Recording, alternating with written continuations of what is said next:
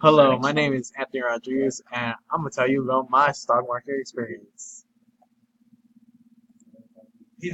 My Snapchat stock market, it was very disappointing. It was very disappointing. I decided I decided to go with Snapchat because it's a very popular, social media app, but found out it doesn't go too well in the stocks. Apple, Apple was, on a steady pace, up and down, but it just didn't cut it either, which was surprising because they had a lot of new products, launched this year.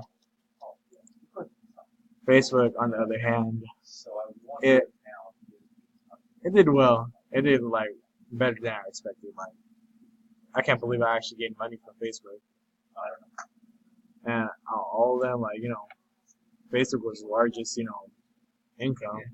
I got $10 from it. But honestly, if I were to have $250 again and go back into the stocks, yeah, I'll go with Facebook this time. But if I was to ever play with stocks, if I had the money, nah, I wouldn't.